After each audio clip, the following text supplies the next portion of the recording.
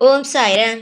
என்னுடைய அன்பு செல்லமே, என்னுடைய தங்கமே, முதலில் என்னை நீ மன்னித்துவிடு. என்ன சாய் மன்னித்துவிடு என்று கேட்கிறீர்கள் என்று நீ நினைக்கலாம். ஆம், உண்மைதான். என்னை நீ மன்னித்துவிடு.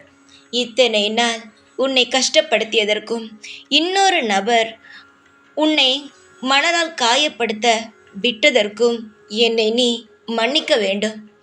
ஏன் தெரியுமா நான் இப்படி சொல்கிறேன்? ஒரு நல்ல முடிவோடு தான் உன்னை சந்திக்க நான் வந்திருக்கிறேன். காரணம் இல்லாமல் உன்னை தேடி நான் வருவது இல்லை. இப்பொழுது மிகப்பெரிய ஒரு விஷயத்தை நடத்தப் போகிறேன். அதற்கு முன்பு சில விஷயங்களை பற்றி உன்னிடம் பேச வேண்டும். உன்னுடைய மனதில் என்ன இருக்கிறது என்பதை நான் நன்றாக தெரிந்து கொள்ள வேண்டும். அதற்காகத்தான் வந்துள்ளேன். உன்னை நான் கஷ்டப்படுத்தியது மட்டுமல்லாமல், உன்னுடைய கர்ம வினைகள் உன்னை கஷ்டப்படுத்த விட்டது மட்டுமல்லாமல், ஏதோ ஒரு நபர் அவனுடைய அகந்தையால் அவன் எவ்வளவோ பேசினான். அதையும் உன்னை நான் தாங்க வைத்தேன். அவனையும் நான் பேச வைத்துவிட்டு உட்கார்ந்துதான் இருந்தேன். என்னுடைய தங்கமே, நான் பேச வைத்ததற்கும் அவனுடைய வார்த்தைகளை கட்டுப்படுத்தாமல் அவன் பேசியதை உன்னுடைய காதுக்கு வந்து சேர்த்ததற்கும் தான் இந்த மன்னிப்பு. ஏன் தெரியுமா?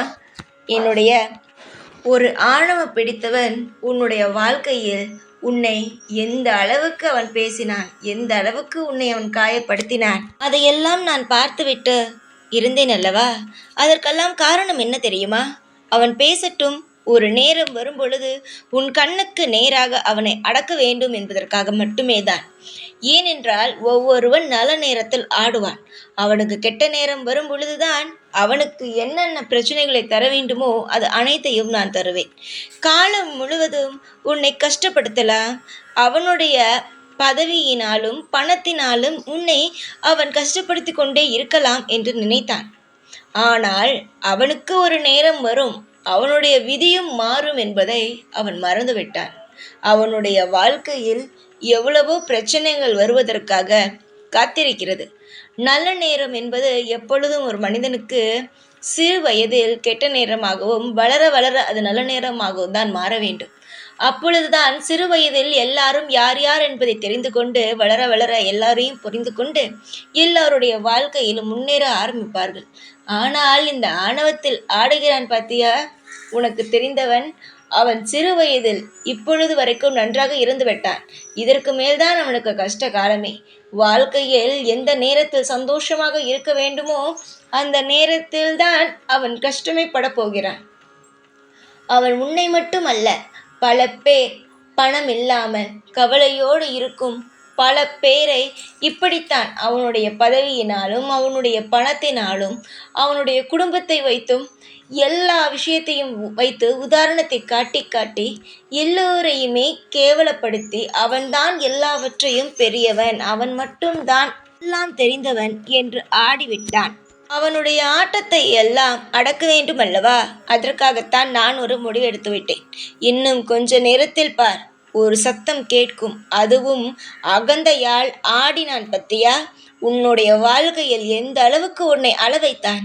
எல்லாம் தான் என்கின்ற அகந்தை. என்னிடம் மட்டும்தான் இருக்கிறது, என்னிடம் இந்த விஷயம்தான் இருக்கிறது, வேறு யாராலும் எந்த விஷயத்தையும் சாதிக்கவே முடியாது, நான் மட்டும்தான் சாதித்தேன், நான் மட்டும்தான் இந்த உலகத்தில் சாதித்து கொண்டே இருப்பேன், எல்லோரும் அவனுடைய காலில் விழுந்து கிடைக்கும் அளவுக்கு பேசினான் அல்லவா? அவனுக்கு தண்டனை கொடுக்க வேண்டும் தானே? அவன் எந்த ஒரு விஷயத்தை வைத்து ஆடினானோ அதையே அவனிடம் இருந்து நான் பறிக்கப் போகிறேன். பணம், பதவி, அந்தஸ்து என்று ஒருவனுக்கு நான் கொடுத்தேனானால் அவன் இப்பொழுது எப்படி இருக்கிறானோ, அதாவது பணம் இல்லாத பொழுது எப்படி இருக்கிறானோ அதே போன்றுதான் பணம் இருக்கும் பொழுதும் எதை கொடுக்கிறேனோ அதை வைத்து வாழ வேண்டும். அதை வைத்து மற்றவரை கஷ்டப்படுத்தவும் கூடாது, தன்னிடம்தான் எல்லாம் இருக்கிறது என்று ஆடவும் கூடாது. இப்பொழுது ஒரு மனிதனுக்கு பணம் இல்லாத பொழுது எதையும் காட்டிக்கொள்ளாமல் எப்படி வாழ்கிறானோ அதே போலதான் பணம் இருக்கும் பொழுதும் எதையும் காட்டிக்கொள்ளாமல் அதே தன்மையோடும் அதே பாசத்தோடும் அதே அன்போடும் இருக்க வேண்டும்.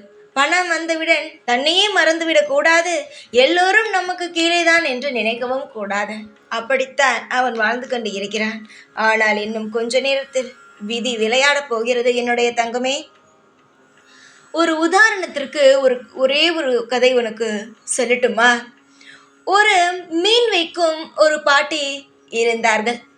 அந்த பாட்டிக்கு ஒரு வண்டி வாங்க வேண்டும், அதாவது ஆட்டோ வாங்க வேண்டும் என்று தோன்றிக்கொண்டே இருந்தது. ஏனென்றால் அவள் தினமும் ஆட்டோவுக்கு பைசா கொடுத்து கொடுத்து போவதற்கு நமக்கு ஒரு ஆட்டோ இருந்தால் நல்லபடியாக இருக்குமே என்று அவள் தோன்றியது. அவள் மீன் விற்கும் காசு எல்லாவற்றையும் சேர்த்து சேர்த்து சேர்த்து வைத்து அவள் என்ன செய்தாள் என்றால் ஒரு ஆட்டோ வாங்கலாம் என்று நினைத்து கொண்டிருந்தாள். கனவுகள் வரும் பொழுதும் சரி, எப்பொழுதும் சரி, அந்த ஆட்டோ வாங்கியது போலும், ஆட்டோ இருப்பது போலும், அதில் பயணம் செய்வது போலும், இப்படியே அவள் வாழ்ந்து கொண்டு இருந்தாள். திடீரென்று ஒரு விசேஷ நாளில் ஒரு பேப்பரை பார்க்கிறாள்.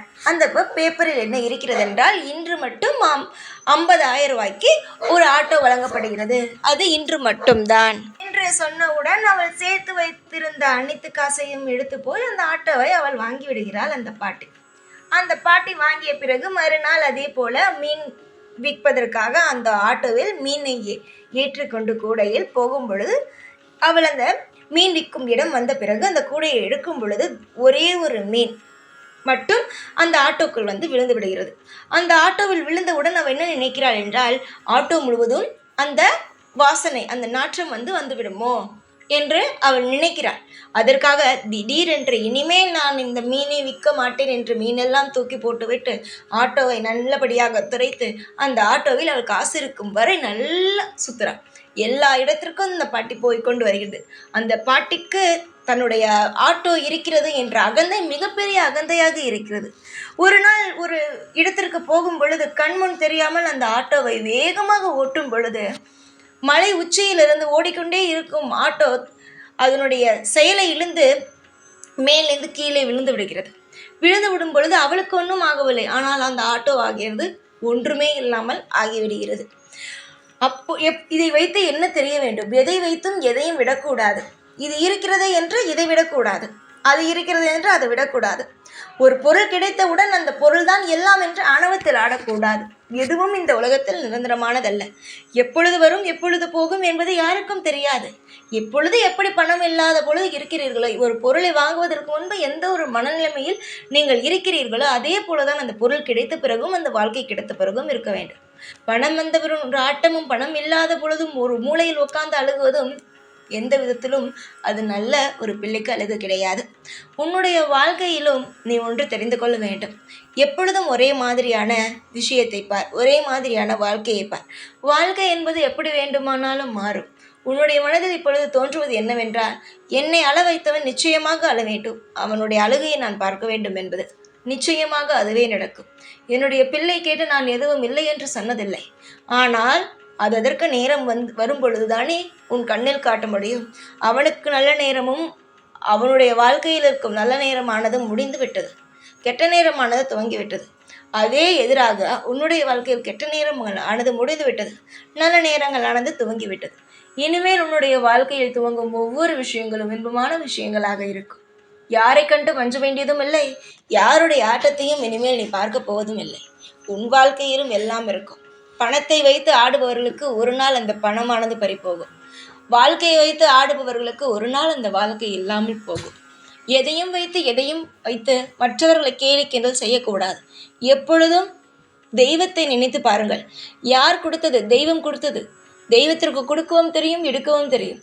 அதனால் இருப்பதை வைத்து சந்தோஷமாக வாழ பழகுங்கள். கண்டிப்பாக உங்களுடைய வாழ்க்கையில் ஒவ்வொரு இடத்திலும் நான் இருப்பேன். சதா சர்வகாலமும் இந்த சாயாகிய நான் உங்களுக்கு துணையாகவே இருப்பேன். நம்புங்கள், எல்லாம் மாறும். மற்றவருடைய வாழ்க்கையை மாற்றும் எனக்கு நிச்சயமாக உன்னுடைய வாழ்க்கையை நல்லபடியாக சரி செய்து உன்னை வாழ வைக்கவும் தெரியும். நான் இருக்கும் பொழுது எதையும் பற்றி கவலைப்பட வேண்டும் என்ற அவசியம் ஒரு நாளும் கிடையாது. இன்பமான வாழ்க்கையும் இருக்கும்.